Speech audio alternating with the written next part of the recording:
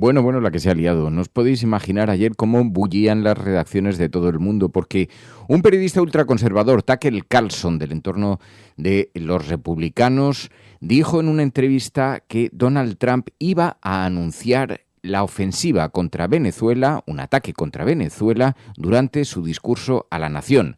El discurso a la nación se ha producido esta noche. Nos ha dejado algunos momentos bien interesantes, pero aunque ese ataque no se produjo, lo que sí hemos escuchado es a Donald Trump insistiendo en que Venezuela le ha quitado petróleo a Estados Unidos y que lo quiere de vuelta. Así que se sigue incrementando la tensión. De esto vamos a hablar, os vamos a contar esto y algunas cosas. Vais a escuchar las últimas declaraciones de Isabel Díaz Ayuso y luego en la comparecencia de Santos Cerdán en la Comisión de Investigación del Senado, donde miró al socialista que le interpelaba y le preguntó: ¿usted cree que está en condiciones de plantearme esto en términos morales? ¿Qué es lo que quería decir? Vamos a hablar de todo esto aquí en La Cafetera, porque esto es La Cafetera y si lo estás escuchando no estás sola. Primero, los sonidos que han protagonizado las últimas 24 horas.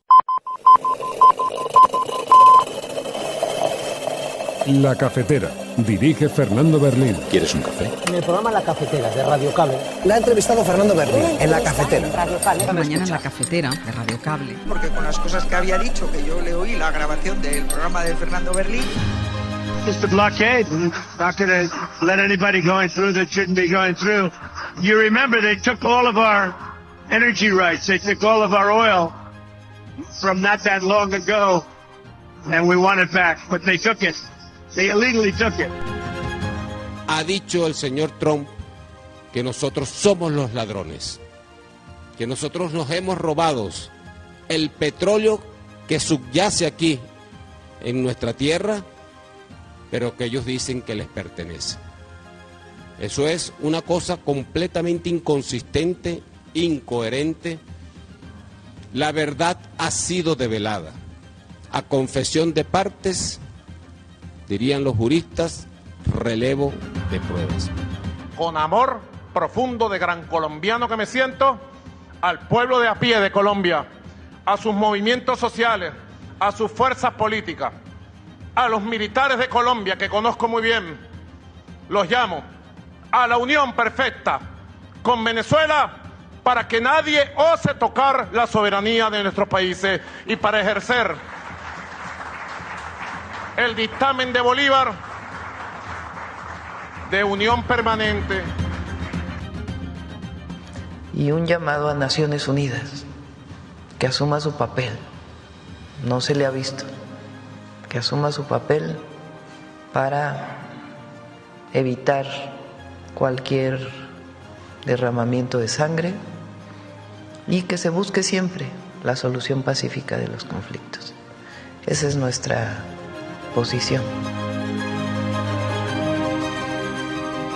Silencio ahora mismo de las instituciones europeas y de la inmensa mayoría de los gobiernos frente a la agresión que está soportando Venezuela es algo inaceptable. No concuerda con el sentimiento de los pueblos de defensa de la soberanía nacional. Permitir esta agresión es de alguna forma sumarse al desprecio al derecho internacional. El gobierno español de coalición de izquierdas mantiene una posición en la Unión Europea absolutamente distinta al resto de países respecto a Venezuela. Es ahora mismo imprescindible que haya un gran acuerdo de fuerzas democráticas y respetuosas con el derecho internacional en el Congreso de los Diputados para emitir un pronunciamiento pidiendo el respeto al derecho internacional y pidiendo el respeto a la soberanía de Venezuela.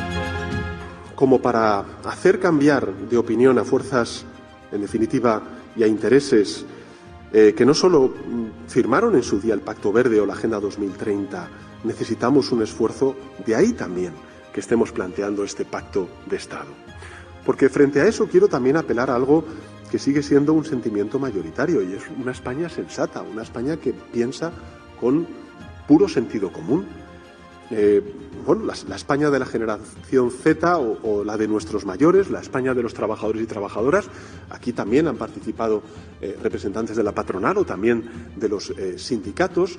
En definitiva, aquella España que sabe que no es normal vivir más de 30 días bajo olas de calor extremo como ocurrió el pasado año, o mejor dicho, el pasado verano en nuestro país. pero sí me va a permitir que le haga un reproche ético. Porque es verdad que, a juzgar por todo lo que hemos conocido, hay situaciones que la gente no entiende, que un militante socialista no entiende, que un votante socialista no entiende. Me alegro de que vuelvan a repetir la presunción de inocencia. Se les ha olvidado durante muchas declaraciones que han hecho la presunción de inocencia.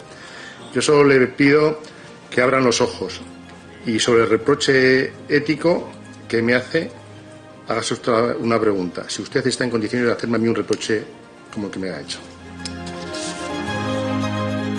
Con respecto al señor González Amador, decirle que soy algo más que la novia de. Soy la presidenta de la Comunidad de Madrid haciendo balance de gestión y también balance político. No sé más decirle. Sí, soy su novia y poco más. Y como cualquier ciudadano particular se está defendiendo ante una inspección fiscal. Aquí está ahora lo único que ha habido una vulneración absoluta de su anonimato, de su intimidad. Algunos vienen por aquí y visitan en la campaña electoral Cáceres y Badajoz en 15-20 días, o Plasencia quizá, Mérida. De hecho, aquí creo que hay que desinfectar, ¿no? Vale. Bueno, o echar agua bendita, depende cómo se mire.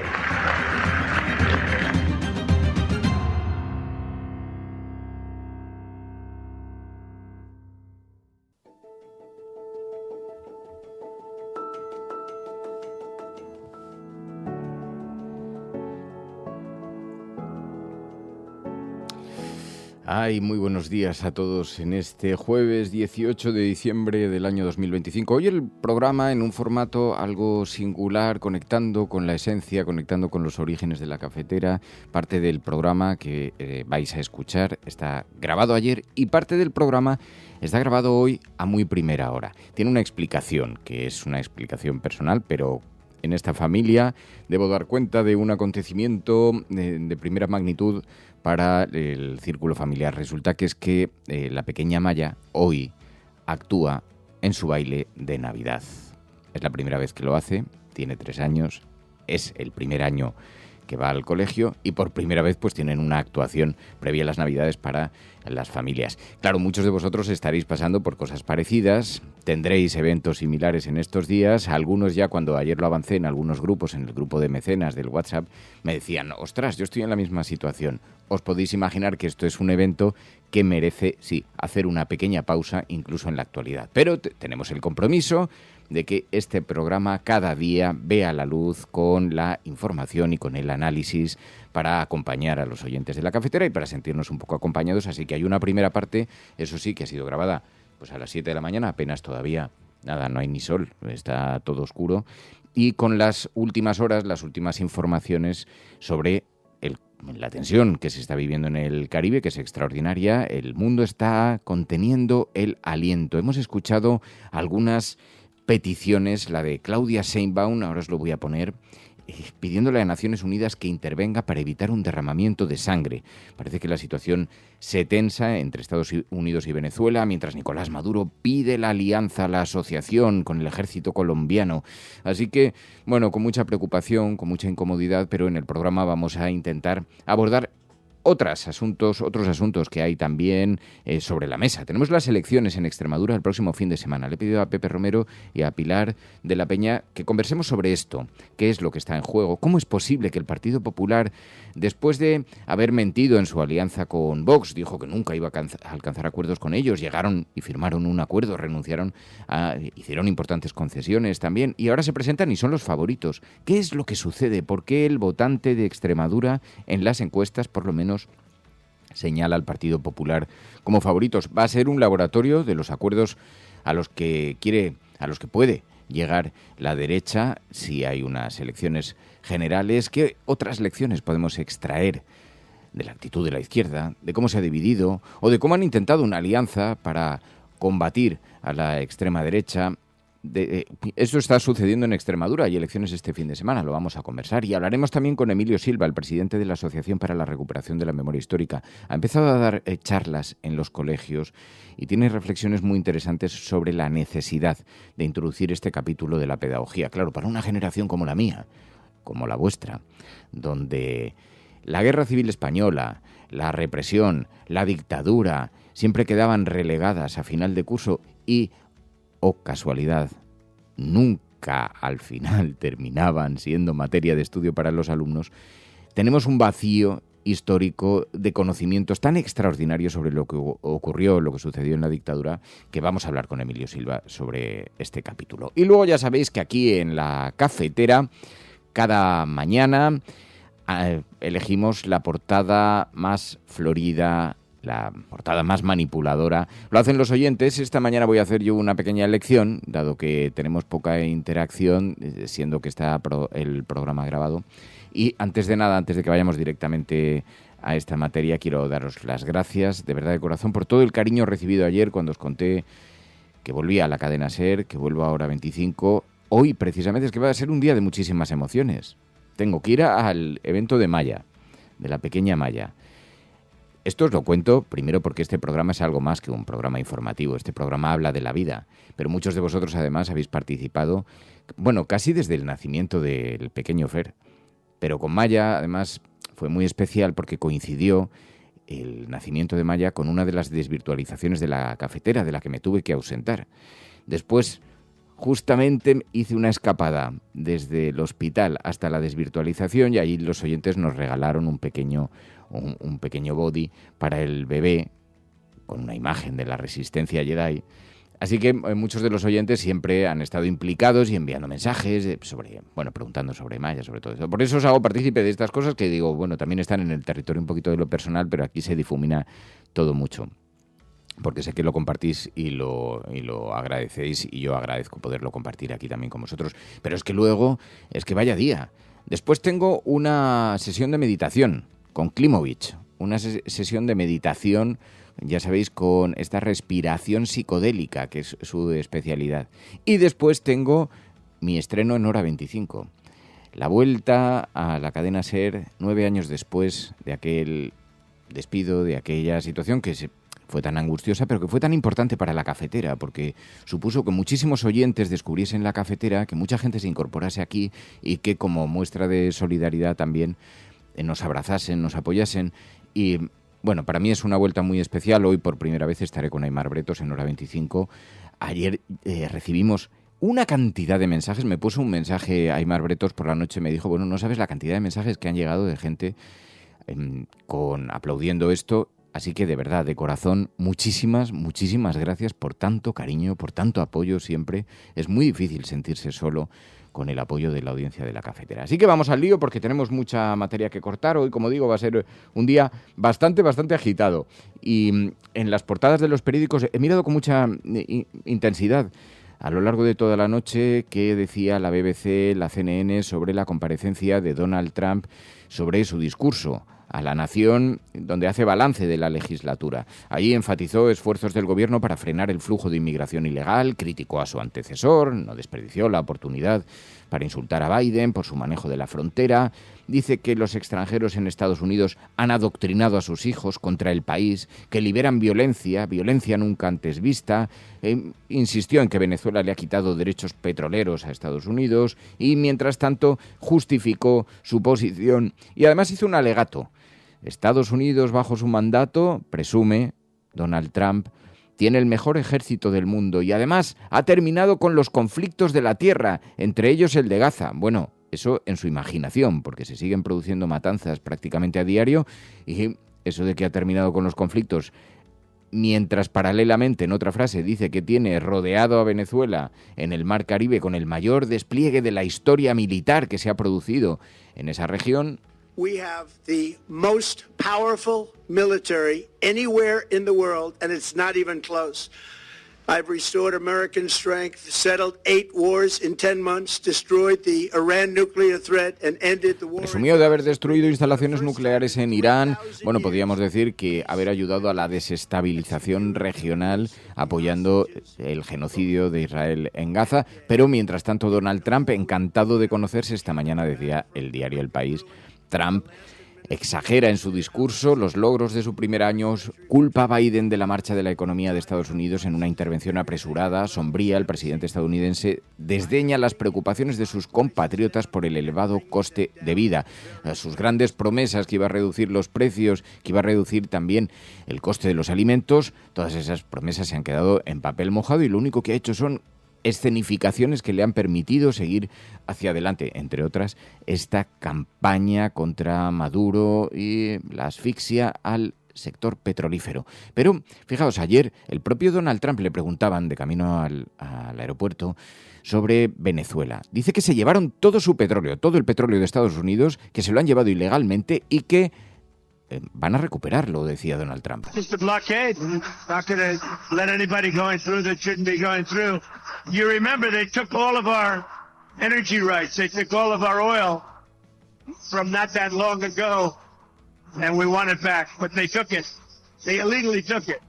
Se justifica la incautación de cargueros de crudo, un plan gradual, según el país, para golpear las finanzas del chavismo, pero esta asfixia por el petróleo unilateral, por su cuenta y riesgo, sin ningún tipo de soporte legal, ni internacional, ni siquiera nacional, de momento le ha permitido eso, el secuestro de unos petroleros, de unos cargueros de crudo, la incautación y un nuevo asesinato extrajudicial esta noche en aguas internacionales, una barca donde supuestamente viajaban unos narcoterroristas que fue bombardeada por el ejército de Estados Unidos. Bueno, mientras tanto, hemos visto también cómo Claudia Sheinbaum se dirigía a Naciones Unidas y le pedía que hagan su parte para evitar un baño de sangre. La posición de México siempre debe ser no a la intervención, no a la injerencia extranjera, solución pacífica de los conflictos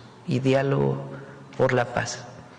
Y un llamado a Naciones Unidas, que asuma su papel, no se le ha visto, que asuma su papel para evitar cualquier derramamiento de sangre y que se busque siempre la solución pacífica de los conflictos. Son palabras gruesas, evitar el derramamiento de sangre, pronunciadas por Claudia Sheinbaum, que ayer, la presidenta de México, que ayer desataron un cierto pánico. La intervención está más cerca que lejos. Había muchas especulaciones porque, como os decía antes, Tucker Carlson, el periodista de derechas, el ultraconservador Tucker Carlson, dijo que durante el discurso a la nación Trump iba a anunciar acciones militares abiertas, directas contra Venezuela. Mientras tanto, como Donald Trump ha dicho que se le ha robado el petróleo, contesta el ministro de Defensa de Venezuela diciendo, ya está, pues ya están las cartas sobre la mesa. No, la cosa no iba de narcoterrorismo, la cosa de que iba de petróleo.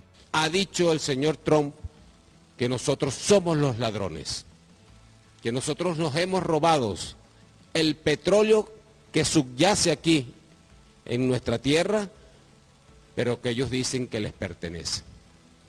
Eso es una cosa completamente inconsistente, incoherente. La verdad ha sido develada. A confesión de partes, dirían los juristas, relevo de pruebas.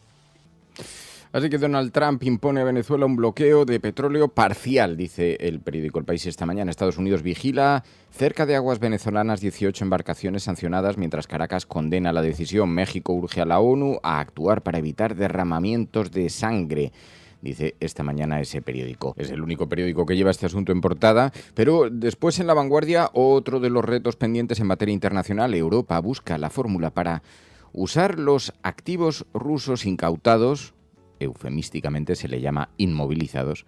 Bueno, pues Europa está buscando una fórmula para usar ese dinero, esos recursos, esos activos, en beneficio de Ucrania.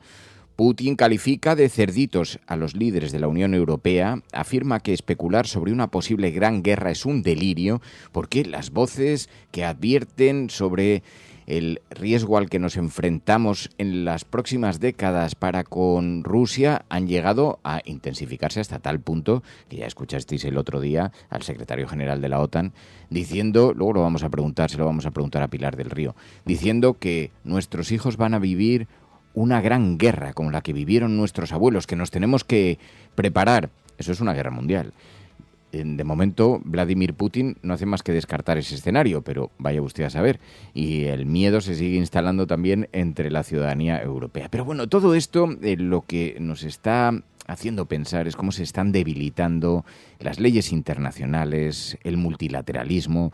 Señalaba precisamente esto Enrique Santiago y ponía de ejemplo la agresión a Venezuela, un desprecio a las leyes internacionales. ¿Pero quién está diciendo algo? ¿Hay algún congreso que se esté pronunciando? El silencio ahora mismo de las instituciones europeas y de la inmensa mayoría de los gobiernos frente a la agresión que está soportando Venezuela es algo inaceptable. No concuerda con el sentimiento de los pueblos de defensa de la soberanía nacional. Permitir esta agresión es de alguna forma sumarse al desprecio al derecho internacional. El gobierno español de coalición de izquierdas mantiene una posición en la Unión Europea absolutamente distinta al resto de países respecto a Venezuela. Es ahora mismo imprescindible que haya un gran acuerdo de fuerzas democráticas y respetuosas con el derecho internacional en el Congreso de los Diputados para emitir un pronunciamiento.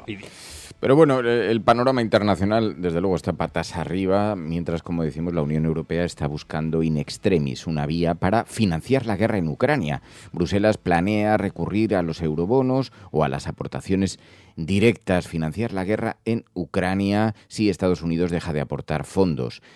Lo que se especula es con que la vía preferida sería desbloquear esos activos rusos que están congelados. Esto es una anomalía, porque normalmente esto tiene algún precedente, se ha hecho en otras ocasiones, pero siempre después del final de un conflicto, donde el país ganador ha utilizado los recursos incautados para la reconstrucción o se ha hecho directamente con ellos. Pero esto de que con un conflicto abierto una de las partes pueda utilizar el dinero incautado y contra una nación como la rusa, es un asunto, es una materia bien sensible, pero que pretende mostrar determinación por parte de la Unión Europea en contra del avance de Rusia. Bueno, todo esto nos presenta un panorama tremendo en lo internacional de cara a las Navidades, que no es más pequeño cuando miramos a lo que está sucediendo en nuestro país. Ayer Santos Cerdán comparecía en la Comisión de Investigación del Senado. Mejor solo que mal acompañado, dijo. Allí se revolvió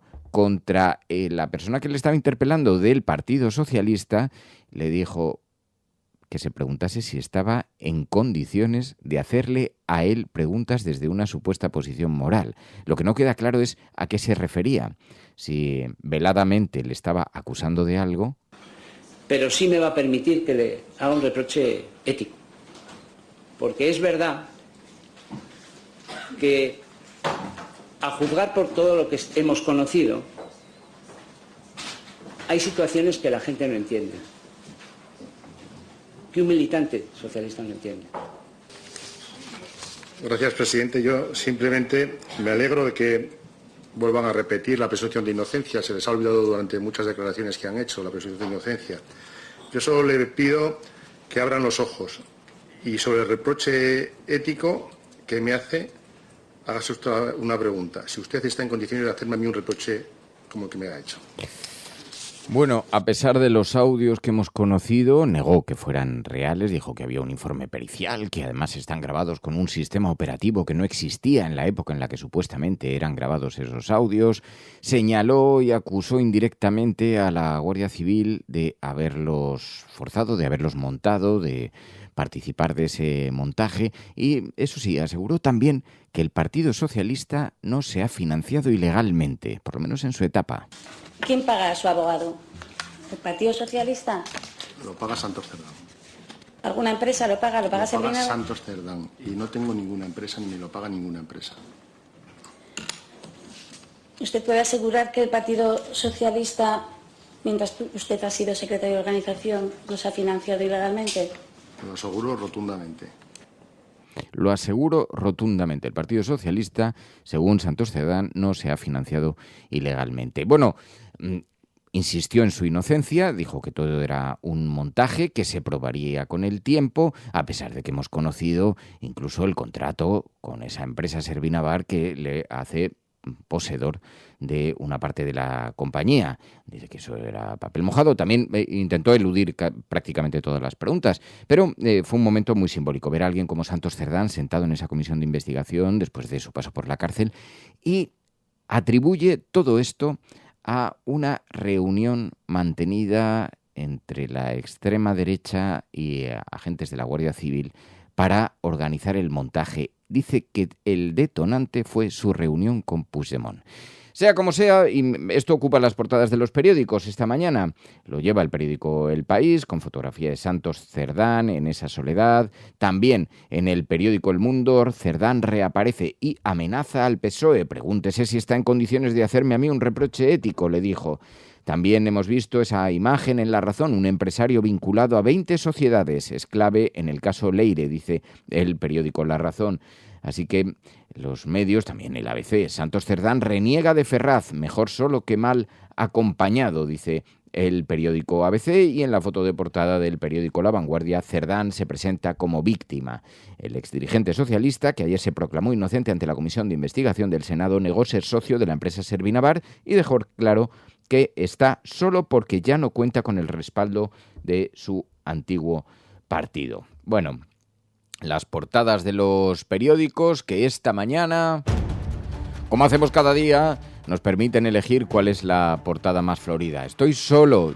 Cerdán no lo sé, yo ahora mismo sí, porque no me acompañan los oyentes de la cafetera que deseo estén comentando el programa a través de YouTube y a través de otras redes a esta hora. Pero dice Santos Cerdán que se encuentra solo. Yo esta mañana tengo que elegir la portada más florida. Creo que el hecho de que el ABC combine esta noticia sobre Santos Cerdán renegando de Ferraz, mejor solo que mal acompañado, y sumada a la noticia que abre la cabecera, el PSOE mantiene como alcaldes a sus cargos acusados de acoso, Ferraz no plantea candidatos alternativos, creo que le confieren lo más florido de la prensa.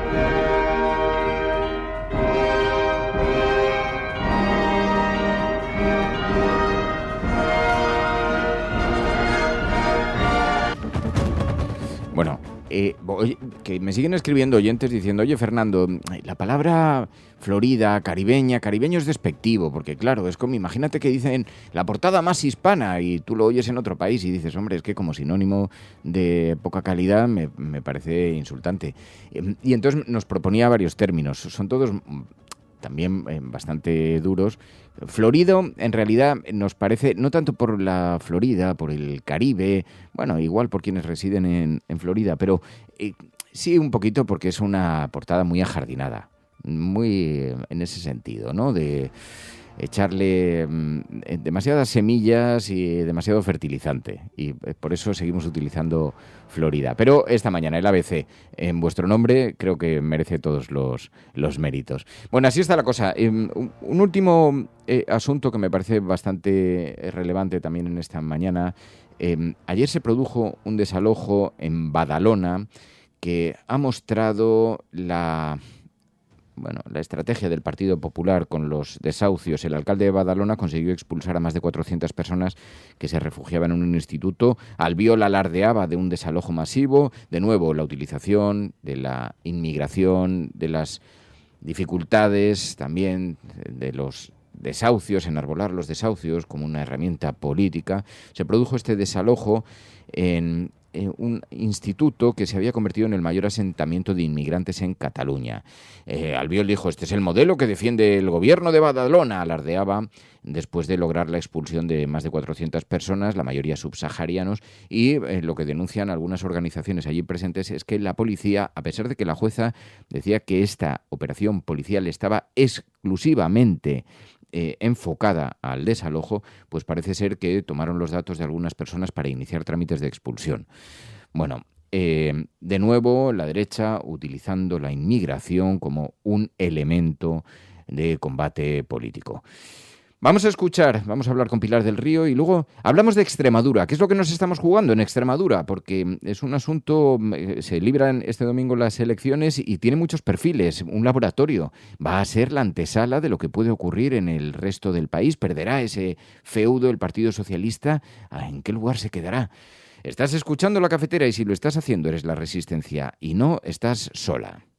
Estado de responsabilidad con Pilar del Río.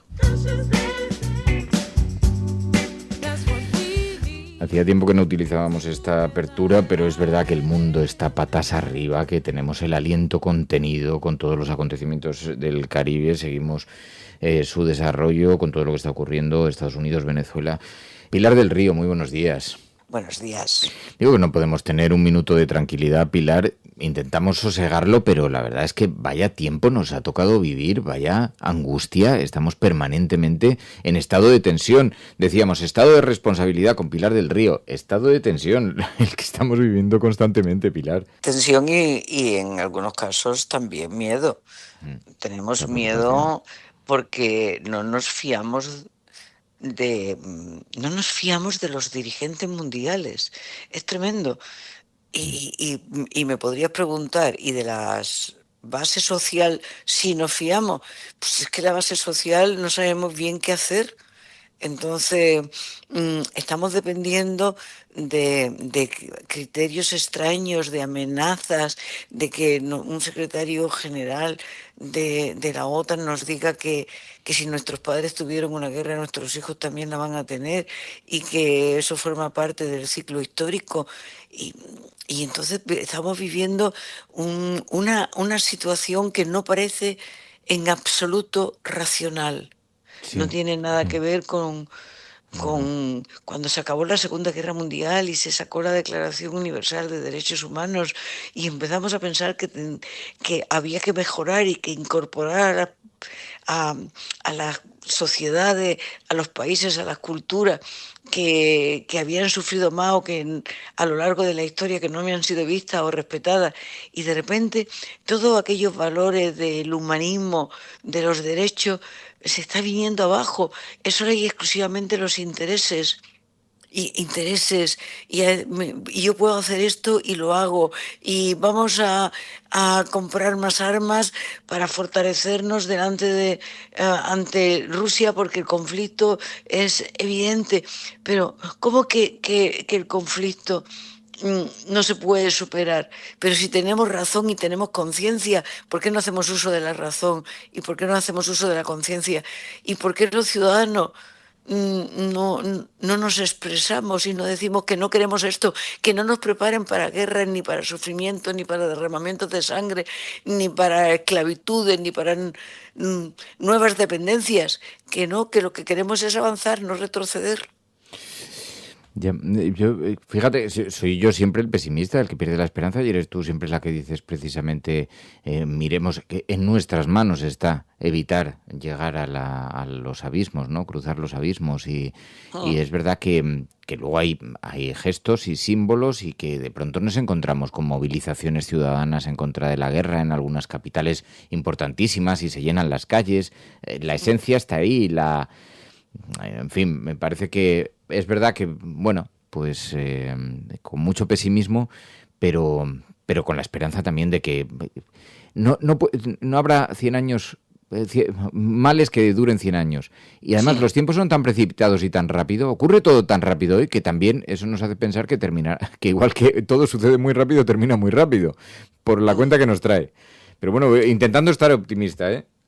Intentando estar optimista es complicado, no son horas fáciles, pero vamos a pensar que sí. Si somos demócratas, vamos a confiar en esta especie de diosa democracia que nos dice que somos nosotros los que nos gobernamos a nosotros mismos a través de nuestros representantes, y que nosotros no somos tan tontos como para votar mal. Vamos a confiar que la democracia nos ayude, nos aliente, y que salgamos, por lo tanto, que nos manifestemos, que nos expresemos, y que digamos que no pueden contrariar nuestros intereses, y nuestros intereses son vivir en paz y ser felices.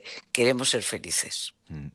Totalmente. Nos refugiamos en la cultura, por eso siempre es un privilegio hablar contigo, porque nos sirve, es verdad, el universo de la cultura, el mundo cultural, nos sirve para, en tiempos de zozobra, estar un poquito abrigados, sentirnos un poquito abrigados. Y me tienes que contar que Luis Pastor, que ha recibido el premio Luso Español, y has estado en el evento, Pilar. Sí, el premio Luso Español es un premio que se concede anualmente un año a un portugués y otro año a un español o portugués o portuguesa, español o española, a personas que se han distinguido de alguna manera por trazar puentes entre los dos países, entre esa raya imaginaria que tratamos cada día de que exista menos, que no exista ni siquiera en la parte poética de la sociedad, cuando se habla de la raya como lugar que nos puede no separar, sino envolver.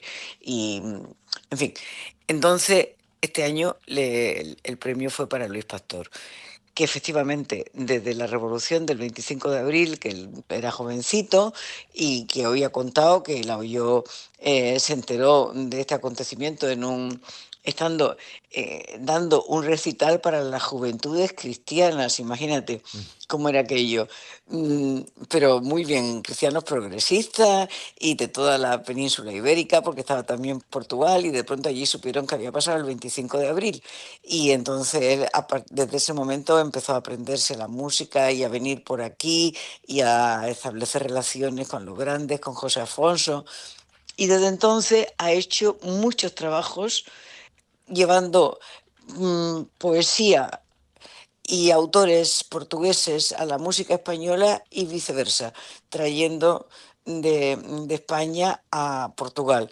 Entonces ha sido muy bonito el premio, su intervención. Una vez más ha cantado esa canción maravillosa que yo recomiendo a todas y a todos que la oigan. No es una canción, se puede oír en internet.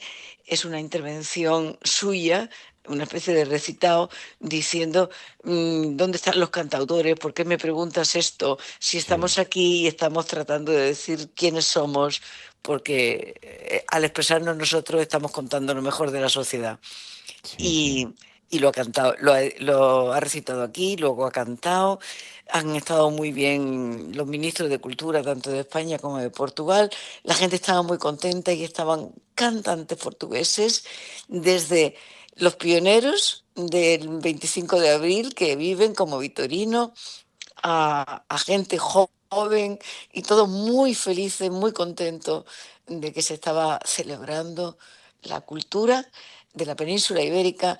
Y con un chico que no se rinde, un chico ya mayor, que no se rinde, y que es Luis Pastor, con Lourdes Guerra, que le ha acompañado en la música y en las intervenciones. Qué maravilla, además le tenemos mucho cariño, mucho afecto, y tiene efectivamente ese poema donde reflexiona sobre la pérdida de la voz de los cantautores en la sociedad, el declive de la canción de autor, y critica como la prensa y el tiempo los han ido relegando en ocasiones, pero luego cómo van recuperando su fuerza, y en momentos como estos es verdad que la voz de los cantautores siempre vuelve a emerger. Y mira, eso es motivo de alegría. Me alegro un montón que haya recibido este premio, Pilar, y me alegro un montón que sea él el que lo reciba.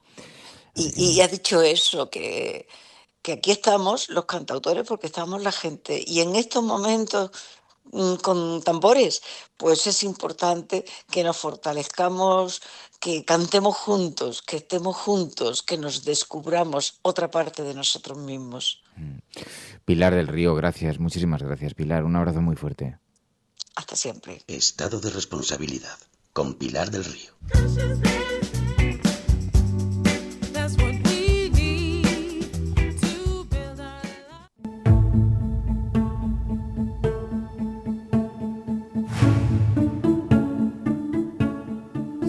Lo habíais pedido, nos habíais hecho llegar esta petición, porque es verdad, le prestamos mucha atención a otros procesos electorales.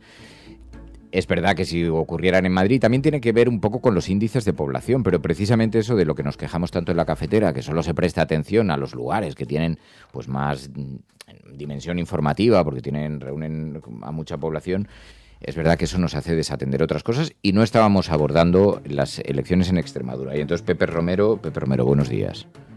Hola, muy buenos días. Pepe Romero me ha estado insistiendo, y Pilar me ha dicho, es que es un asunto que tenemos que tocar, aunque sospecho, Pilar, que desde la dimensión un poco global y prensa internacional tampoco habrán tocado mucho el tema extremeño, ¿no?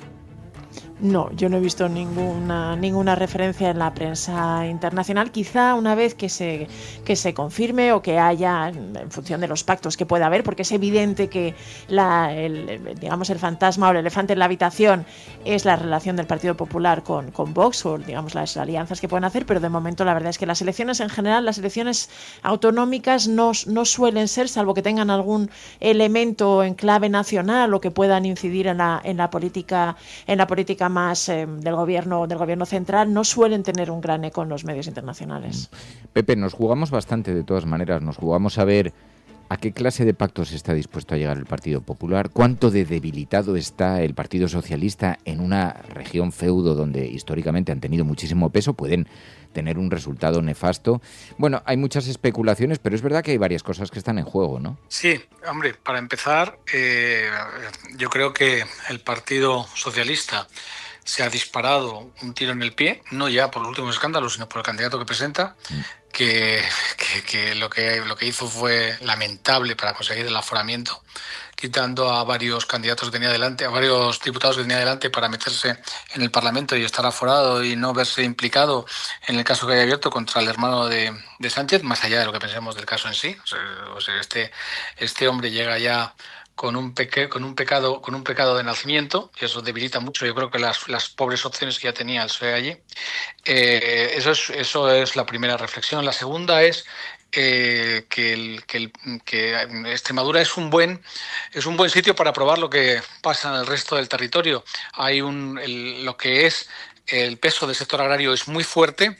Y hay que ver si hay mucho voto que se está moviendo en el sector agrario por el desencanto que tiene el sector agrario con las políticas europeas, por parte de algunos discursos que parece que le dejan fuera de cualquier consideración política y demás. El voto del campo parece que se está moviendo mucho hacia Vox y las encuestas parece que lo confirman. De hecho, al PP le está costando mucho en las encuestas aparecer con una mayoría suficiente para gobernar solo. Y esto puede ser un mal síntoma para otros territorios. Y aquí también se tendría que hacer una reflexión desde la izquierda para ver qué se puede hacer para no perder el voto agrario de esta manera, que también es un problema no solamente en España, sino también en la Unión Europea. Y ya la última reflexión. Con esto se abre un ciclo electoral regional. Empezamos en Extremadura, pero dentro de nada vendrá Aragón. Después, no sé el orden exacto, vendrá Andalucía. Y ahí lo que está haciendo el Partido Socialista es enviar a las ministras del gobierno socialista a quemarse, porque muy posiblemente se vayan quemando una tras otra en estos procesos electorales. A mí esto me parece lamentable, porque no son las responsables de lo que está pasando. No introduzcas todos los temas, que tenemos rato. Mi opinión sobre Pepe, qué creo que debería suceder. Que no introduzcas todos los temas, que tenemos mucho rato para comentar, que podemos hablar de Yo todo. lo lanzo y ahí dejo que la podemos pelota hablar volando. porque efectivamente luego los candidatos, las otras convocatorias electorales, efectivamente también se pueden leer. Pero en clave, aquí podemos leer en clave regional lo que va a ocurrir en Extremadura, que tiene problemas y asuntos concretos relacionados pues con la dispersión de la población, con las necesidades, con la dependencia de la agricultura, lo que dices, como eso además en los caladeros de Vox está siendo especialmente importante, pero también las políticas relacionadas con sanidad que han dado de sí, o con los transportes, el famoso tren, que han dado de sí lugar a bastantes polémicas y que son como problemas históricos que se vienen arrastrando. Pero lo que es paradójico es que el PP lidera las encuestas. Tiene que ver con un malísimo candidato dentro del Partido Socialista, lo que decías. Asediado por problemas judiciales, ha buscado su salvación en una suerte de aforamiento, lo que ha hecho que sea un candidato tocado. Claro, en el Partido Socialista defienden primero la presunción de inocencia, la del propio Gallardo, pero también la de los de alrededor. O sea, que esto es lawfare, que les están atacando y que por qué vas a arrastrar. Que luego él conoce regionalmente mucho mejor que cualquier otro posible candidato la zona. Necesitan dar ese respaldo institucional. Y luego el juicio está fijado para después de las elecciones. Pero claro, está imputado por prevaricación y tráfico de influencias, que no es un asunto menor tampoco, ¿no? Entonces la percepción de los enchufes, de cómo eso está funcionando, de las maniobras judiciales, de todo esto, pues también pesa.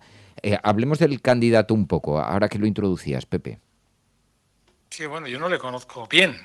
Más que hablar de candidato, hay que hablar, creo, de los retos a los que se enfrenta Extremadura, que son formidables, porque tradicionalmente ha sido un territorio olvidado. El mejor ejemplo posiblemente es el del transporte, que todavía tiene para ir de Madrid a Cáceres, no sé el tiempo que se tarda, pero se tarda una barbaridad.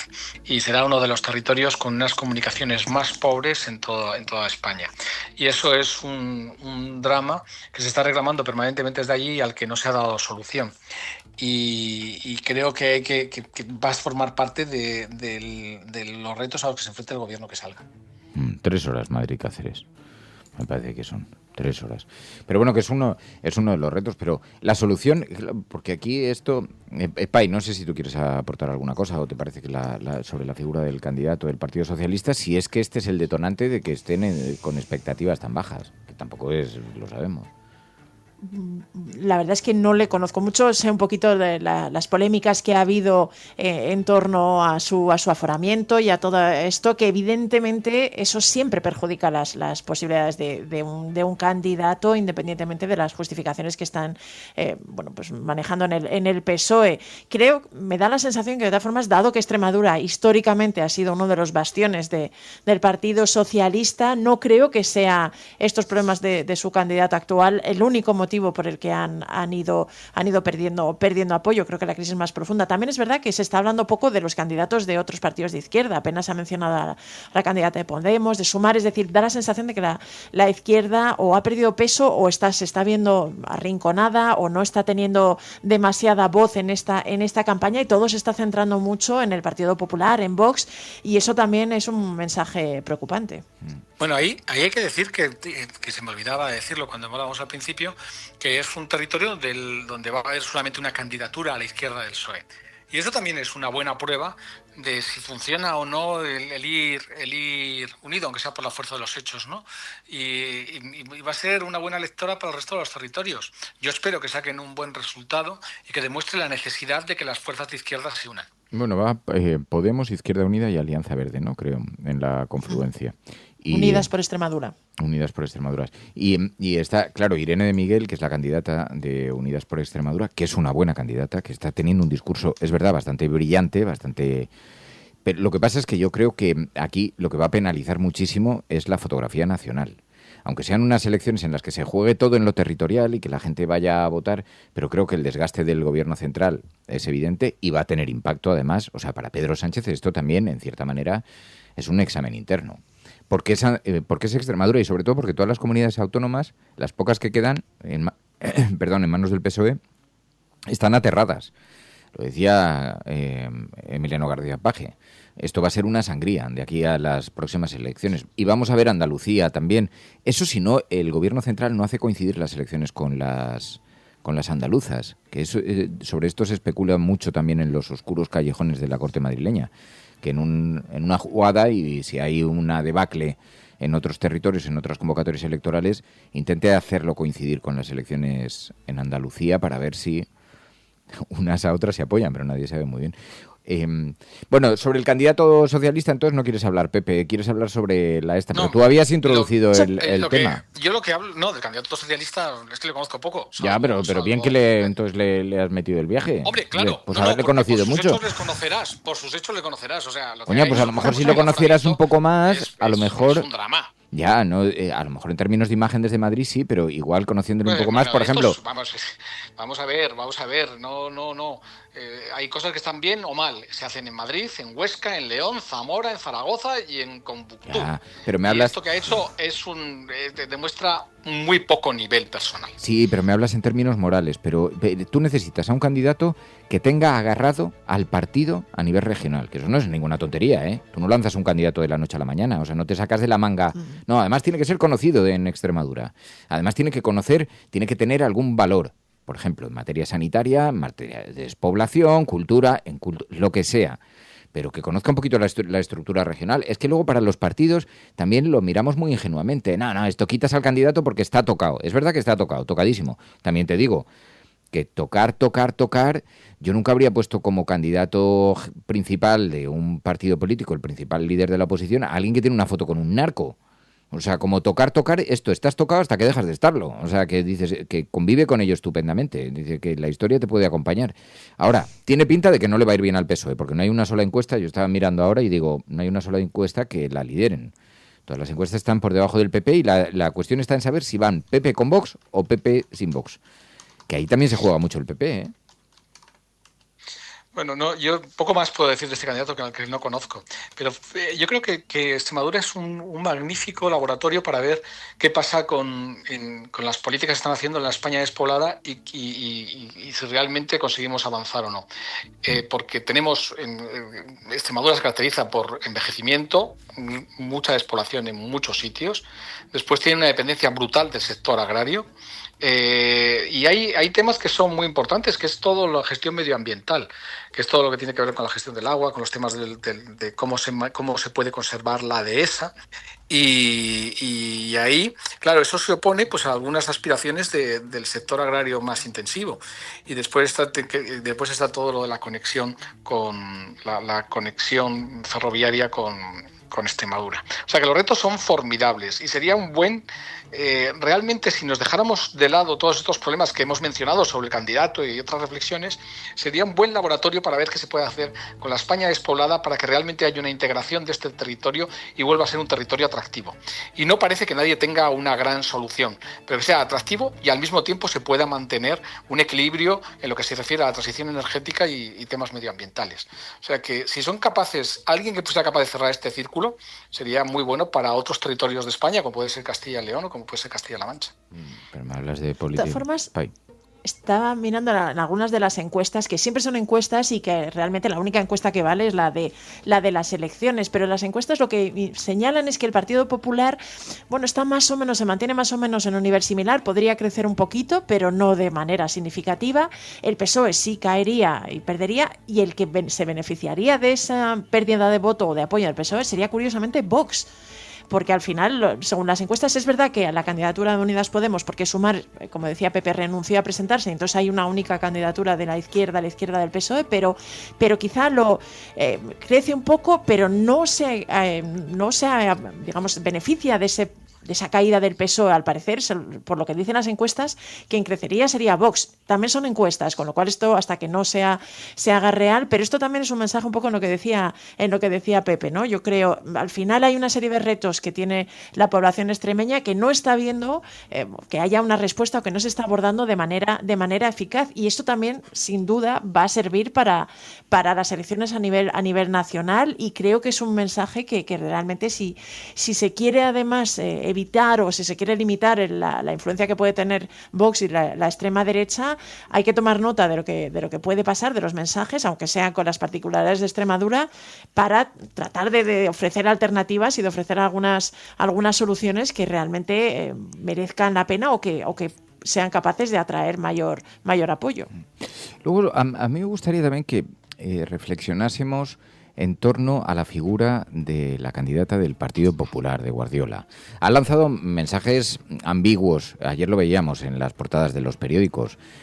Unos destacaban su lejanía con Vox, a pesar de que contó con ellos cuando había prometido que nunca contaría con los votos de Vox, precisamente porque ponían en peligro las políticas feministas, porque las políticas del campo. Bueno, se vio obligada, después de una llamada de Madrid, de la calle Génova, se vio obligada, porque el Partido Popular no podía permitirse perder un gobierno autonómico, se vio obligada a llegar a acuerdos con ellos. Luego vino la etapa de las rupturas, la escenificación, todo eso. Ahora hay dudas sobre si contará o no con Vox, pero yo lo que me pregunto es cómo ha conseguido tener credibilidad después de haber lanzado una... Es verdad que vivimos en el tiempo de las mentiras flexibles, ¿no? Bueno, no son mentiras, son cambios de opinión o percepciones líquidas. Pero haber dicho, no voy a negociar, no voy a ir de la mano de Vox, bajo ningún supuesto, y después tragarte tus palabras, entregar capítulos como el de la gestión de las políticas de agricultura, o poner en manos de Vox cosas que habías dicho que no iban a suceder, no te resta credibilidad, sino que en las encuestas parece que está muy reforzada. Yo lo que me pregunto es, ¿qué habilidades tiene? He buscado algo de información sobre esto, qué es lo que valoran en las encuestas. Hay alguna cosa que es muy interesante, que lo veíamos en la encuesta que publicaba el periódico El País, que tiene que ver con que los mayores de 75 años la tienen como candidata favorita. Y este segmento suele ser bastante decisivo por lo que se ve en Extremadura. Y además son quienes priorizan pues estabilidad, experiencia, valores tradicionales. Y entonces resulta que eso es lo que puede hacer que ese perfil tenga más peso. Pero no hay decepción.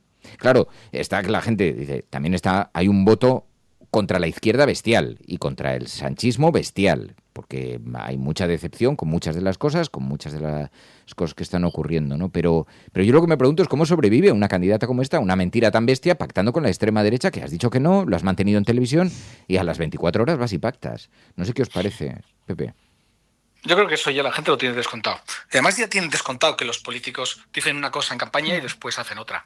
Y no pasa nada. Yo creo que la gente eso ya no le da miedo. Y es más, el drama es que la gente ya no le da miedo el pacto con Vox. Yo creo que era una bandera que funcionó bien hace 4 años, pero con el avance que está teniendo el trumpismo a nivel internacional, las derechas radicales en Europa y demás, la gente ha perdido miedo a Vox y a los pactos con Vox. Digo, la gente que vota a la derecha. Entonces ahora ese señuelo que funcionó y que le funcionó bien a Sánchez en las últimas elecciones generales del 23, creo que ahora no va a funcionar. Y creo que a Guardiola no le penaliza. Sí, ¿tú, Pai? Yo también. Creo que además, por un lado, esta exigencia a los políticos de no de cumplir siempre su palabra siempre es delicada, porque al final, incluso por pragmatismo, hay determinadas circunstancias y situaciones en las que tendrás que, a lo mejor, renunciar a algunas de las ideas con las que partías y que has sostenido, ¿no? También se le puede achacar a Pedro Sánchez de haber incumplido muchas de sus promesas, y eso, bueno, pues según cómo lo plantees, en un momento de responsabilidad y de favorecer el gobierno, pues se puede entender. Así que no creo que eso realmente le vaya a perjudicar. Quizá es verdad que ayer mismo comentábamos que había dado entrevistas o citaban sus palabras tanto la ABC como La Razón y decía cosas un poquito contradictorias, ¿no? En un sitio parecía que decía que descartaba por completo el posible pacto con Vox, o al menos que entre en su gobierno, y en el otro, en cambio, decía que no ponía cordones sanitarios a nadie. Cuando probablemente tengamos la aritmética parlamentaria, probablemente se vean un poquito más por dónde pueden ir las negociaciones o cuáles pueden ser las alternativas, y hay algo más de claridad, pero yo no creo que le vaya a perjudicar en exceso, y en este sentido quizá me preocupa más lo que decía Pepe, ¿no? Que se ha normalizado bastante, si no al final Guardiola, si al final mantiene algún tipo de acuerdo como el que le ha permitido gobernar hasta ahora sin incluir a Vox en el gobierno, o si realmente les abre la puerta y es una coalición más en toda regla, ¿no? Claro, es que yo creo que aquí, decías antes, Pepe, que esto iba a ser un laboratorio, se van a medir muchas cosas. ¿Qué grado de influencia va a tener Vox? Está haciendo una campaña de perfil bajo. De hecho, lleva unos meses de perfil bajo. No se mete en las grandes polémicas. Y ha habido grandes polémicas que les afectaban a ellos, que hemos visto relacionadas con la inmigración, por ejemplo, que se han puesto de perfil. Y se han puesto de perfil porque saben que pueden terminar movilizando a la izquierda. Entonces yo creo que han tomado conciencia de que una opción de extrema derecha tiene el techo que tiene en España, que luego lo podrán escenificar o no, pero no pueden asustar, porque la izquierda en ese sentido se puede movilizar. Pero si le añades además un asunto que yo creo que va a tener impacto nacional igual, dan por descontado que si Sánchez fue capaz de pactar con Bildu, la gente va a digerir muy bien que se pacte ahora con Vox, como ha sucedido, ¿no? Que era un poco el argumento que manejaban. Decían, ya después de haber vosotros quebrado esa línea, que España tiene una herida, una parte de este país tiene una herida muy fuerte con ETA, con la herencia de ETA, con el subconsciente, con todo lo que conlleva, pero si habéis metido a Bildu en el Congreso, en las ecuaciones parlamentarias, ¿por qué no vamos a meter a Vox? Que además nacen del PP, porque claro, esto tampoco hay que olvidarlo, que Vox no ha irrumpido como una seta, que la mayor parte de los altos cargos de Vox estaban en las filas o militaban o simpatizaban con el Partido Popular, ¿no? Pero bueno, que igual se da por descontado que esos acuerdos van a suceder ya a partir de ahora, y esto va a ser un buen experimento. En Europa también. Claro. En Europa es que están sucediendo. De hecho, algunas de las medidas que están saliendo adelante, tanto el endurecimiento de las políticas migratorias como acabar con esa eliminación que se había acordado de los coches de combustión, ha sido con el apoyo y los votos de partidos de extrema derecha. Es decir, ya están casi institucionalizados. Meloni es una de las voces que tiene bastante eco. De hecho, todo el plan de los centros de externalización de migrantes es una idea que ha defendido Giorgia Meloni y que se ha casi impuesto, ¿no? O que por lo menos ha pasado. Así que esto ya es una realidad, no nos guste o no, ya está hasta cierto punto normalizado esos pactos con la extrema derecha.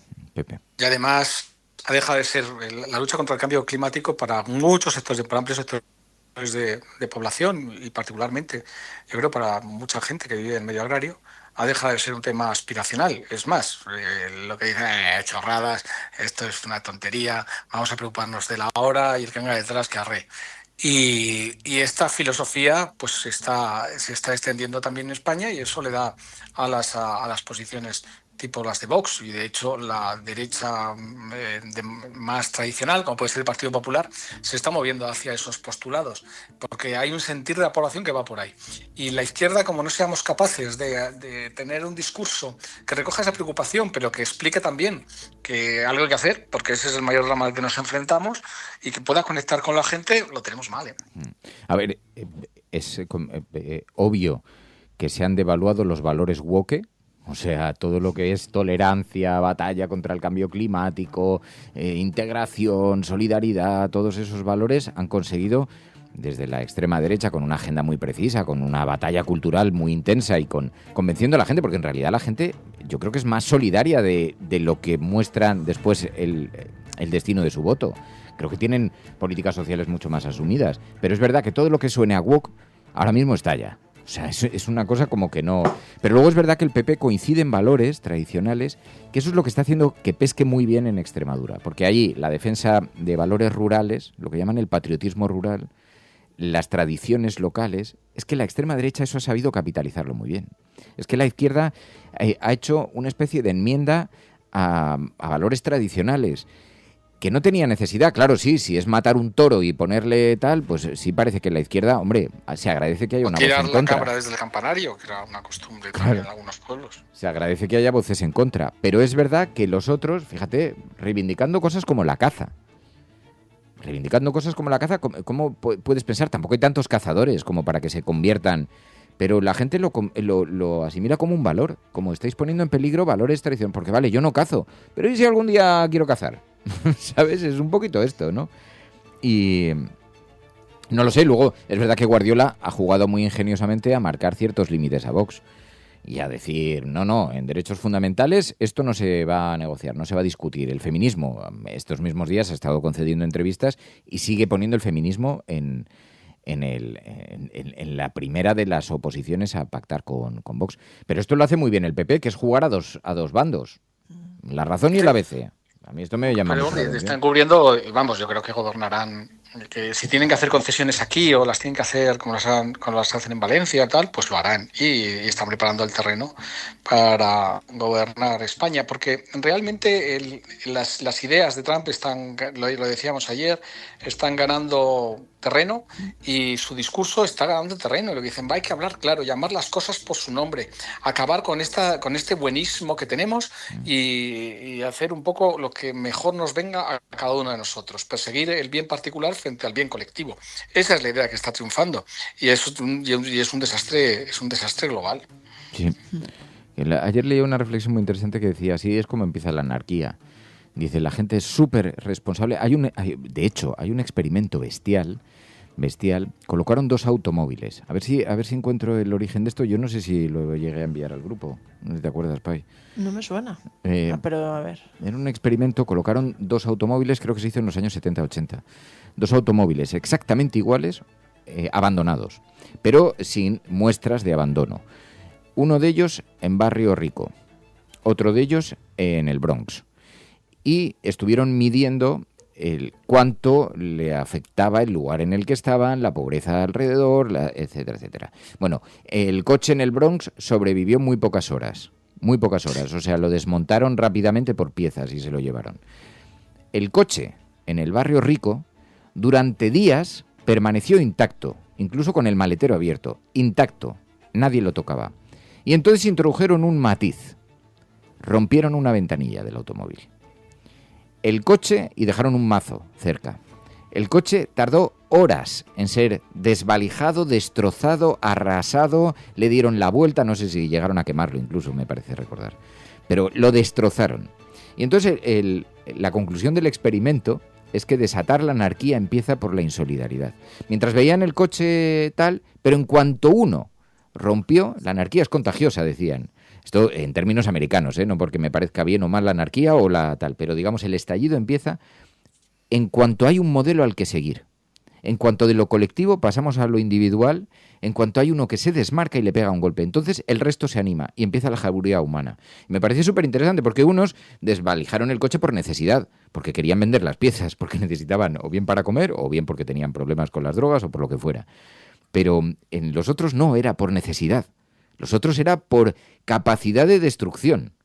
Ostras, es un retrato un poco de las políticas trumpistas, que a mí esto siempre lo ha contado Mónica García, que decía, toda la sociedad española hizo un ejercicio enorme de muestras de generosidad durante el confinamiento, extraordinario. Los primeros días, vecinos que llamaban a los timbres de sus vecinos para ofrecerse, para ir a comprar al supermercado, para por si necesitaban algo, para ayudar con las bolsas, para salir, aprovechar las visitas. Ejercicios de solidaridad que vimos muy manifiestos en los portales, con carteles, una cosa muy evidente, los aplausos a los médicos, todo eso, ¿no? Dice, hasta que salió la señora Ayuso y dijo cervecitas y libertad o comunismo.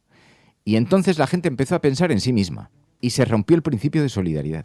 Y a mí esa es una descripción que me parece bastante interesante porque es verdad que los populismos manejan muy bien ese concepto, que es el individualismo radical, el individualismo salvaje, ¿no? Bueno, no tiene que ver mucho con lo que está pasando en Extremadura, pero es verdad que ahí vamos a medir el grado de compatibilidad PP-Vox. También es un escaparate que nos va a ilustrar si van a llegar o no, si pueden llegar a acuerdos, si esta es la línea, si Vox quiere estar en segunda línea o no, porque a lo mejor simplemente les da el apoyo, pero prefiere seguir fuera zurrando y no gobernar, que gobernar siempre es más difícil, y a ver la gente cuánto apoyo le da a la extrema derecha y todo eso, ¿no? Sí, yo quería hablar de otra cosa, si puede ser, un momento. Puede, que al final ya verás cómo está relacionado. Sí. Ayer la RAE y Fundeos eligieron la palabra del año. Y han elegido como palabra del año la palabra arancel. Y aquí va una reflexión sobre esto de... Lo que está pasando es que cualquier cosa que está promoviendo este hombre, el Trump, nos hacemos eco de ella, aunque sea para criticarla. Entonces, o para hacer juegos de palabras con los que ellos hacen, con lo de Make America Great Again y todas estas cosas. Con lo cual, estamos amplificando su marco de pensamiento. Todos de alguna manera lo estamos comprando. Y yo lo que sugiero es no hacer juegos de palabras con los eslóganes que este hombre promueve, ni amplificar más ya las barbaridades que hace, porque creo que estamos provocando un efecto imitación en los políticos locales. Entonces, deberíamos bloquearle incluso desde el punto de vista de comunicación, porque amplificarlo no ayuda a nada. Entonces, elegir una palabra que él lo ha elegido como la palabra que más ama, porque él dijo, ¿os acordáis? Cuando en las elecciones dijo, la palabra que yo más me gusta en el mundo es arancel, bueno, lo dijo en inglés. Y claro, convertirla también en la palabra del año para nosotros me parece desafortunado. Ya, puede ser, pero suscribo, Pepe. Pero es que es el eterno... Suscribo, 100%. Que lo suscribe, que Pai lo suscribe. Sí, jugamos con las palabras que ellos hacen para incluso convertirlos en mensajes más democráticos y tal. No lo hagamos, no juguemos en sus códigos, no juguemos en su campo de juego, porque nos está destrozando. Te voy a decir una cosa, Pepe, lo que pasa es que yo que he sido partidario del muro de contención, de la cerrazón, del cierre informativo a ciertos personajes y ciertos tales, esa batalla ya está librada, esa batalla ya está perdida, ¿eh? O sea, ya no puedes no contar lo que está haciendo Trump, porque ya está ahí. Sus melonadas, sus salidas de pata de banco, todo, es que cada día es, como él tiene la necesidad, que también pasa a algún político español, de que todos los días tiene que abrir los medios, pues y además le compramos el marco. Eso es lo que, aunque sea para negárselo, aunque sea para decir no tiene razón, nos está llevando a su terreno de juego. Y eso es un riesgo enorme. En fin, bueno, Extremadura en el horizonte. El domingo se librarán estas elecciones. Ya tendremos tiempo de analizar las consecuencias, de ver por qué, dónde está la abstención, la izquierda está rota, siempre volvemos a caer en los errores, pero es que vaya candidato de mierda llevábamos y es que además mira lo que está pasando y es que... Bueno, vamos a ver el voto que tiene la izquierda del PSOE, que a lo mejor es una buena noticia. Sí, a lo mejor están haciendo una campaña muy intensa. También había oyentes que nos pedían, oye, ¿por qué no entrevistar a los candidatos, tal, no sé qué? Esto siempre nos pasa durante las etapas electorales. Si entrevistas a uno, no puedes no entrevistar al resto. O sea, si quieres hacer un ejercicio medianamente honroso y digno, resulta más más difícil de lo que parece. Así que casi mejor ya reflexionamos con los oyentes sobre esta materia. Pues Pepe Pai, gracias. Bueno, venga, pasad un buen fin de semana, porque yo ya el viernes no estoy aquí, ya lo sabéis. Muy mal. Cuídate, Pepe. Venga, descansad. Adiós. Hasta luego. Adiós. Pues nada, Pai, lo dicho. Yo tampoco creo que esto vaya a tener una gran repercusión informativa, ¿no? Me parece a mí. ¿Sabes? Lo de Extremadura. Digo en la prensa internacional, ¿eh? En la prensa nacional sí, esto tendrá sus consecuencias. Bueno, lo vemos mañana, si quieres. Bueno, en realidad lo veríamos la semana que viene más bien, porque seguro que hasta el resultado electoral no, pero no creo. Es decir, las elecciones autonómicas que tienen lugar en España no suelen tener, salvo, como te decía al principio, que realmente haya algún aspecto que pueda ser clave para el gobierno nacional o que sea a lo mejor alguna figura, pero ni siquiera las de Madrid, que sí que puedan tener un poco más o las de Cataluña, que sí que en ese caso cuando tienen alguna derivada, alguna clave así, gozan de algo más de repercusión, pero incluso esas no es un interés masivo. Mientras tanto, la izquierda sigue intentando que su discurso en torno a grandes pilares, la cohesión social, el empleo, la vivienda, la población, con incentivos, beneficios fiscales para los residentes en las zonas rurales, con apoyos al teletrabajo, con servicios públicos, la recuperación de la Consejería de Igualdad, con una sanidad apoyada y sostenida, con promesas en torno a la transición ecológica, a la prevención. Pero bueno, vivienda es uno de los ejes centrales de las promesas de los partidos de izquierdas, también igualdad, vivienda e igualdad, yo diría que son los dos grandes ejes, además de movilidad, cohesión rural y todas estas cosas que están proponiendo en el programa electoral. Y mientras tanto, pues tradición. Frente a todo eso, tradicionalismo. Y seguridad, ¿no? Y seguridad. O sea, quizá los programas sobre todo de Vox, pone mucho el foco en eso. Vivienda parece que no es un problema. Claro, no, eso parece que no les preocupa tanto, pero efectivamente hay algunas cosas. El Partido Popular es un problema, pero relativamente, porque la solución pasa por lo mismo de siempre. No, aunque sí que ponen el foco también en la inmigración y en el orden público, porque intentándose alinear con Vox están en ese rollo, pero casi todo el discurso del Partido Popular está relacionado con el empleo, con la estabilidad económica, con el apoyo al sector primario, con las trabas burocráticas, el apoyo a las pymes. O sea, es un discurso bastante economicista, que en una región que tiene dificultades en el ámbito del empleo, pues claro, hace bastante sentido a los votantes. Pero bueno, así está la cosa. Vamos a ver, el domingo veremos hasta dónde hasta dónde alcanza. Gracias, Pai. Gracias a la resistencia siempre. Mañana volvemos con más cosas aquí en La Cafetera, porque esto es La Cafetera y si lo estás escuchando, eres la resistencia y no estás sola. Hasta mañana, cafeteros.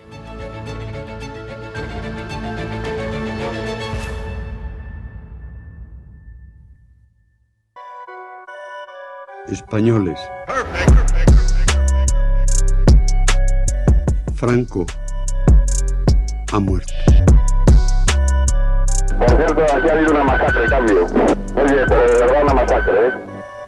El hombre de excepción, que ante Dios y ante la historia. ¡Quiete todo el mundo! ¿Quiénes? Que acaban de ocupar el Parlamento. ¿Quién lo dice esto? Coño, yo que lo acabo de oír. Ah, amigo, tú eres un mierda. ¿Por qué? Porque no has creído nunca. Joder, qué bárbaro, oye. No has creído nunca. Está impresionado. No has creído nunca. Todos contra la reacción. Todos contra el fascismo. Confirmo que he ordenado a las autoridades civiles y a la Junta de Jefes de Estado Mayor que tomen todas las medidas necesarias para mantener el orden constitucional. Es que creo que nosotros estamos para mirar al futuro, para encargarnos de los problemas de las personas, de los vivos y para dejar a los muertos que descansen en paz. Oír a un cura decir rojo asesino, todos los rojos son unos asesinos, y saber que mi padre era rojo y que lo habían matado. Es por el bien de todos los infelices que han muerto por tráfico. Las grandes, las solas desiertas llanuras, galopa caballo. El mensaje de la patria eterna que dice a todos sus hijos: paz, piedad y perdón. Estás escuchando La Cafetera. Bueno, pues como sabéis, abrimos esta página para la memoria histórica cada jueves aquí en La Cafetera con una vocación muy pedagógica para intentar comprender las raíces de la democracia en nuestro país, sus asignaturas pendientes, y lo hacemos con el presidente de la Asociación para la Recuperación de la Memoria Histórica, con Emilio Silva. Emilio Silva, buenos días. Buenos días, Resistencia. Y claro, fijaos en esta voz, en este aula, en esta clase. A fusilar a un montón de gente, se les van a quitar sus propiedades a miles de familias republicanas, casas, trozos de huerta, animales, ahorros o lo que sea, ¿no? Se va a legalizar una operación de saqueo como suele acompañar a todas las personas. Es pues Emilio este artículo de la ley Silva, que es muy importante. Es Emilio que se convierte en un lujo, en un profesor de lujo, está empezando a ir a centros de enseñanza. Es importantísimo esto, Emilio. Bueno, siempre has participado cuando te lo han pedido, cuando ha habido institutos que han llamado, incluso algunos oyentes que son profesores que decían, y Emilio podría venir, y tú siempre has considerado que esto era capital, que empezar en los institutos, enseñar la dimensión de la tragedia que se vivió en este país, la dimensión del daño que hizo el franquismo, la dictadura, que es un asunto absolutamente necesario, ¿no? Bueno, es prioritario primero para crear una cultura democrática en un país donde a veces esa cultura voy a decir, tambalea un poco, para dar a conocer el pasado, para que la gente sepa en qué país vive y también para contrarrestar el hecho de que durante décadas de los centros de enseñanza se secuestró esta parte de la historia, ¿no? Y bueno, pues venimos de una tradición donde nos han hecho, ya no voy a decir aprender la lista de los reyes godos, pero evidentemente nos han hecho saber muchas más cosas de los reyes católicos y del imperialismo español que de algo tan reciente como es la dictadura, como ha sido la transición, y algo que influye tanto en lo que somos hoy, ¿no? Entonces, bueno, pues también se trata de eso. Curiosamente, yo voy a ir a centros de enseñanza después de Navidades, pero hay un cierto cambio, ¿no? Por estas actitudes también de desinhibición de los jóvenes de extrema derecha, yo creo, y digamos que la temporada se ha adelantado, ya ha empezado a ir a algunos centros y bueno, yo también aprovecho esto para hacer ese ofrecimiento, ¿no? Porque y me los he ido encontrando, que hay oyentes, miembros de la Resistencia, profesoras y profesores, a los que yo me ofrezco presencialmente por Zoom o por cualquier medio digital para participar en sus clases, y creo que además es muy potente, bueno, pues contarlo desde la historia personal de una familia que vivió pues con un desaparecido y tuvo que esconderse durante muchos años para que no se supiera nada, ¿no? Pues, bueno, creo que esto debe ser algo prioritario, no solo en nuestra sociedad, debería ser una obligación a nivel del Parlamento Europeo y de la Unión Europea, ¿no? Que tienen sus parlamentos ahora mismo gente que anda tratando de debilitar la democracia y, bueno, pues hay que combatir eso con mucha educación. Pero es increíble que hayamos dado por hecho durante tantos y tantos años que era normal llegar al final de curso sin tocar una sola página referida a la guerra civil, por supuesto a la dictadura, a la represión, que diéramos por hecho que eso que se podía soslayar sin ningún reparo, y durante décadas en el sistema educativo es que hemos sido educados así, es una verdadera pasada. Bueno, ha sido una operación que tiene unos beneficiarios, quiero decir que son quienes sacan ventaja con la ignorancia. Eso no ha sido una decisión política, no es un accidente académico, escolar ni editorial, ha sido una decisión, ¿no? Que este país ignorese. También eso nos servía, ¿no? Ha servido a alguien para manejar una especie de discurso del volteriano, del cambio de Voltaire, de que vivíamos en la mejor de las democracias posibles, ¿no? Y ese discurso tiene una cosa que es muy peligrosa, ¿no? Que es si ya hemos llegado a donde teníamos que llegar, es una despreocupación, ¿no?, por mejorar nuestra cultura democrática, por mejorar nuestras instituciones democráticas.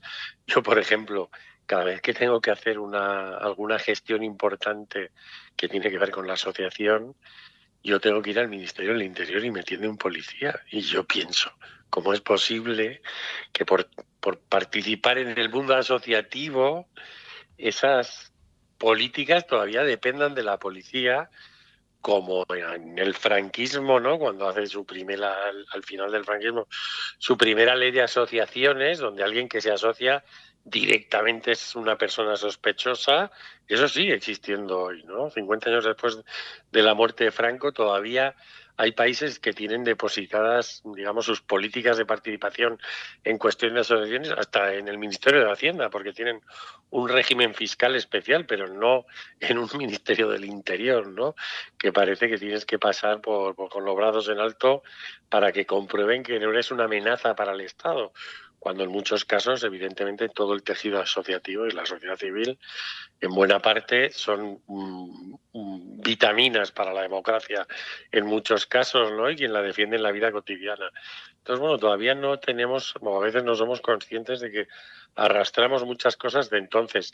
Y el hecho de que esto no se haya enseñado en los colegios, en los institutos, pues ha sido una forma de no detectar, digamos, esos hábitos que no deberían ser normales en una democracia, ¿no? Y bueno, pues la cultura crítica, la educación crítica nos sirven precisamente para eso, ¿no? Y bueno, pues yo creo que tenemos que darnos cuenta de que la democracia hay que regarla cada día, hay que reforzarla, hay que explicarla, hay que hacer entenderla, ¿no? Y bueno, pues yo en estas clases suelo acabar hablando de eso y de que uno puede ser todo lo de derechas o de izquierdas que quiera, pero su ideología la tiene que construir dentro del marco de los derechos humanos. Y eso debe ser explicado, repetido, entendido, comprendido, asimilado y aceptado, ¿no? Porque es el punto de partida de las reglas del juego democrático. En cambio, como aquí ha habido muchas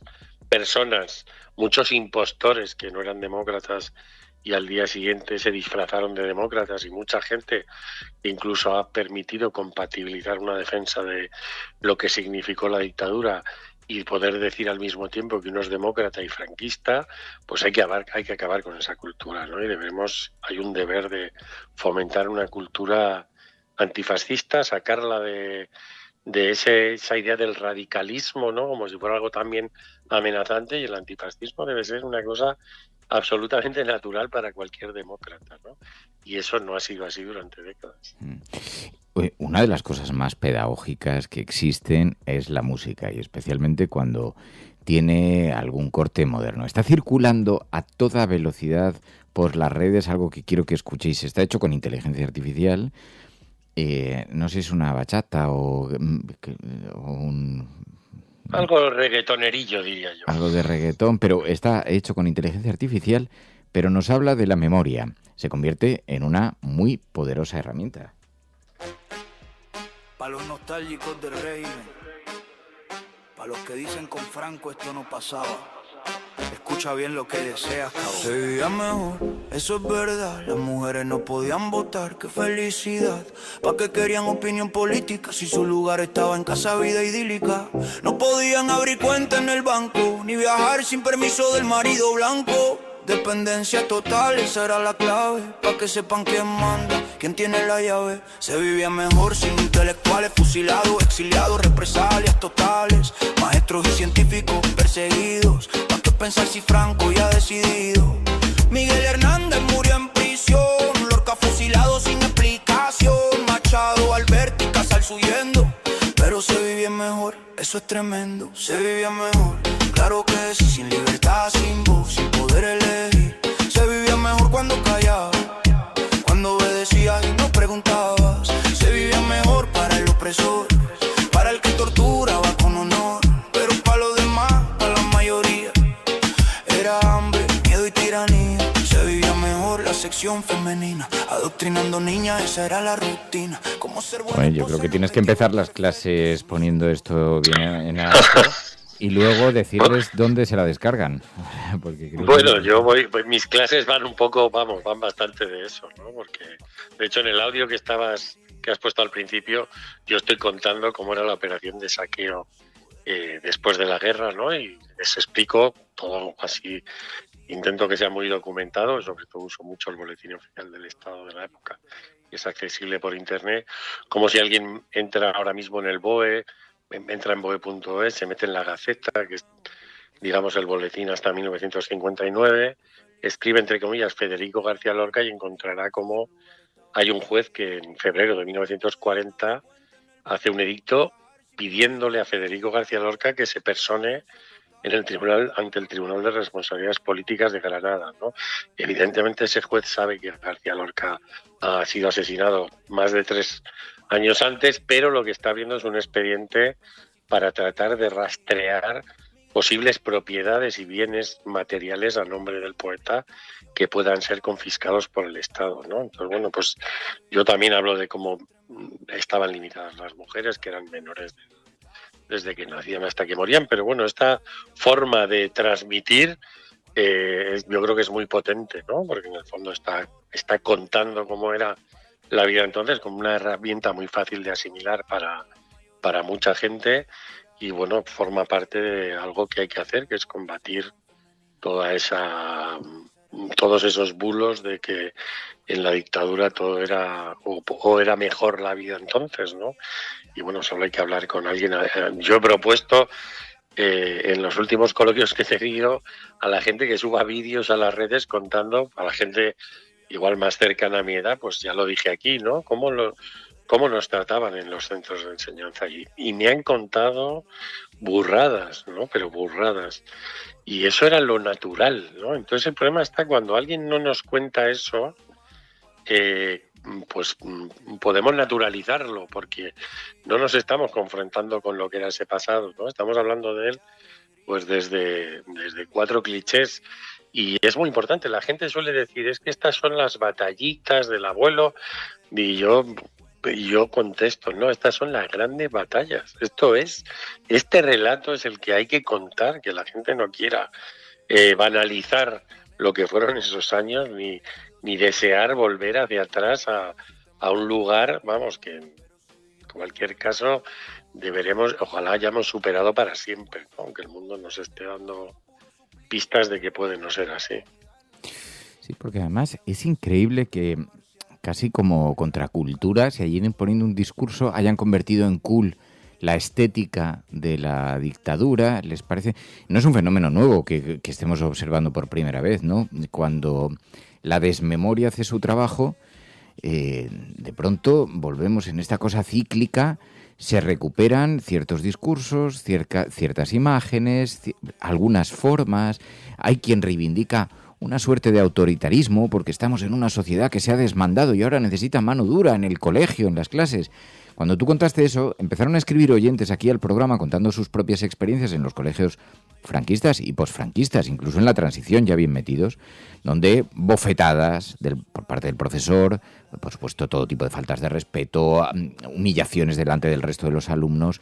Cuando ves la manera, el modelo educativo de aquella sociedad, de aquellos tiempos, de cómo era la supuesta forma de enseñar a los chavales, y es una auténtica masacre, es una auténtica pasada. O sea, ninguno de los chavales de hoy no ya querría esto. Es que aguantaría 32 segundos en una clase sin levantarse y liarse a hostias con el profesor.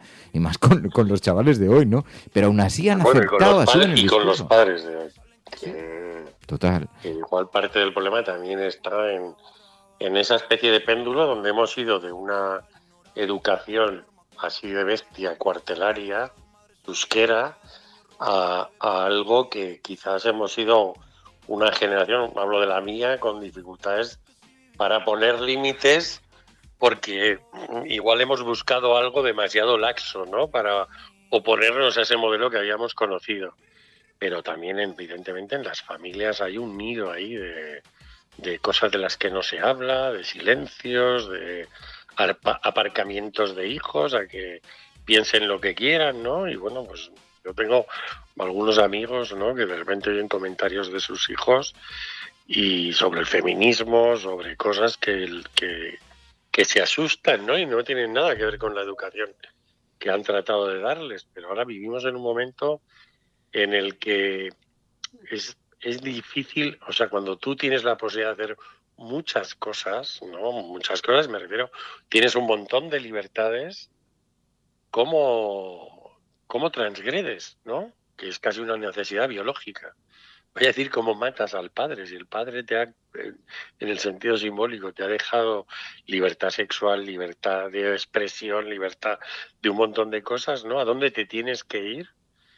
Si no tienes una educación que, digamos, te evite eso, ¿dónde tienes que ir a transgredir, ¿no? Y bueno, pues puede que una parte del espacio para transgredir que hemos construido colectivamente esté en ese lamentable lugar, ¿no? Y por lo tanto, pues hay que desactivarlo lo antes posible.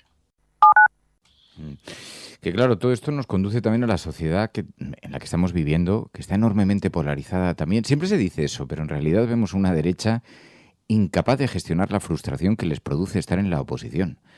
Es que van tragando quina, resulta que explotan y ponen en marcha toda una maquinaria, independientemente de los problemas que vayan emergiendo, de la corrupción, que eso parece inherente al poder y que ningún partido político está a salvo. Pero más allá de eso y de lo que vemos es el clima de crispación, de polarización, de permanente exceso, de hipérbole. Todo eso es una pasada. ¿Qué te parece? Bueno, yo creo que es una estrategia, ¿no? Aquí se usó ya en los años 30. Quiero decir que voy a recomendar un documental del que hablo aquí varias veces, el documental Rocío, de Fernando Ruiz Vergara, que está en redes, se puede ver, sobre la historia de la romería del Rocío, pero que se mete de lleno en lo que pasa en España a partir de febrero de 1936, cuando gana las elecciones una coalición de izquierdas, el Frente Popular, y la estrategia que se pone en marcha. Quiero decir, alguien está creando un clima o inventando un clima de que esto está a punto de romperse porque alguien quiere pegar un puñetazo en la mesa, ¿no? Y poner orden y hacer que algo autoritario sea necesario, ¿no? Cuando, bueno, pues tiene mucha cola, que ese alguien, que es un sujeto colectivo con un montón de intereses de medios de comunicación y que ya hemos conocido, ¿no? Que es crear esa cosa de que estamos a punto de una tragedia y alguien tiene que poner orden en esto, ¿no? Entonces, bueno, pues no deja de ser una estrategia generalmente utilizada por la derecha y la extrema derecha, que tratan de asustar, ¿no? Igual que el fascismo en los años 40, 30, 20, 30, 40, que en Italia Mussolini llegó al poder a principios de los 20. Bueno, tiene que ver con esa cosa de asustar con lo que había pasado en la Unión Soviética, ¿no? Pues ahora la derecha tiene un gran departamento de sustos que trabaja permanentemente por tratar de advertirnos o crearnos un estado de que estamos a punto del caos, ¿no? Y que en cualquier momento esto se va a ir al garete. Y yo creo que, bueno, pues con esa excusa, porque al final es una excusa, se han construido terribles momentos históricos, ¿no? Pues es lo mismo que acaba de pasar en Chile. O sea, un pinochetista que acaba de arrasar. O sea, acaba de arrasar en las elecciones a alguien que está precisamente defendiendo que hace falta mano dura y que cuando hubo mano dura las cosas eran mejores, ¿no? Entonces, Sí, es tremendo. Bueno, quiero que escuchéis una cosa. Vais a reconocer la voz de un amigo de este programa, además, pero también hace sentido en este momento hablar con Emilio sobre este capítulo. Llegó hacia media tarde. A esa hora en la que el sol comienza a perder intensidad y todavía hay quien alarga la siesta desertando del calor. El conductor detuvo el coche a la sombra de un árbol frondoso, a pocos metros de coger el desvío desde la carretera general. Él permaneció inmóvil, con el cuerpo rígido y los músculos en tensión, como si su pasado lo encañonase a unos centímetros del rostro, como si estuviera a punto de rendirse y entregarse después de décadas de fuga, abatido por el correr de los años, por el inmenso cúmulo de ausencias, incapaz de seguir huyendo, temiendo a cada paso, en cada esquina de la vida, ser descubierto. Antes de abrir la puerta del coche, bajó la ventanilla y giró su cuerpo sobre el borde del asiento trasero hasta detenerse con los pies casi colgando, con las suelas apoyadas en la goma del cerco inferior. Así permaneció unos segundos. Bueno, son unos pasajes de Néveda, la novela de Emilio Silva, la historia de dos ancianos que regresan de su exilio en Argentina hasta Pereje, un pequeño pueblecito del Bierzo, y allí recuperan el pasado, los rostros, los acontecimientos de la infancia, cuando trataron de hacer justicia a la historia de un militante republicano desaparecido, asesinado por pistoleros falangistas, en la voz de Pachi Freites. Emilio, está muy genial. En esa voz, sí. En ese vozarrón, voy a decir, entre comillas, ¿no? Para mí ha sido una de las cosas, es el libro más importantes del año que ya se acaba, el 2025, ¿no? Porque para mí ha supuesto la superación de algo, voy a decir, que para lo que no he estado o que me ha marcado mucho. Y bueno, pues de lo mejor que me ha pasado este año es haber sido capaz de publicar ese libro y bueno, ahora que ya he destapado ese corcho, pues... Hombre, llegan las Navidades, que si estáis buscando regalos ahora en estos días, es una opción fabulosa. Es de la editorial Alquibla, se puede comprar por internet, Alquibla, con K, lo buscáis, allí lo tenéis, y es la novela de Emilio Silva. Las presentaciones se están llenando, es una auténtica pasada, y es una buena etapa, y es el cierre de una larga historia a la que Emilio ha dedicado un montón de años, que tenía pendiente acabar, terminar, lo ha ido modificando, adaptando, reescribiendo, hasta que finalmente ha visto a la luz esta novela este año. O sea que este ha sido un gran año para ti, en esos términos, estupendo. Sí, bueno, ha sido un buen año, porque, a ver, me da vergüenza a mí hablar de eso. Yo desde pequeñito he soñado con, no puedo decir ser escritor, con escribir, ¿no? Desde muy pequeño, y me impone muchísimo respeto, ¿no? Esa palabra. Entonces muchas veces, o mucho ha tenido que ver con una especie casi de complejo mío de inferioridad que he tenido, y que igual tiene que ver con mi historia familiar. Yo he sido muy inseguro. Yo recuerdo las primeras revistas en las que trabajé haciendo una suplencia en verano, que yo miraba a los que trabajaban dentro como si fueran seres de otro planeta, ¿no? Precisamente cuando uno mira las cosas desde la inseguridad, pues a veces es como los sueños de la razón, le pueden producir algunos monstruos, pero sí, para mí supone una superación, y también es una apertura, ¿no? Porque igual empiezas a escribir una historia que comienza donde tú estás ahora, quién sabe. Bueno, te leeremos. Te estoy viendo todos los días en las redes. Cuando no estás en una presentación, estás en alguna entrevista en la radio o en la tele. Cuando no estás en una cosa, estás en otra. Así que te observaremos con mucha atención. Emilio Silva, gracias de corazón. Muchas gracias a la Resistencia, y que el año 2026 también sea un año resistente.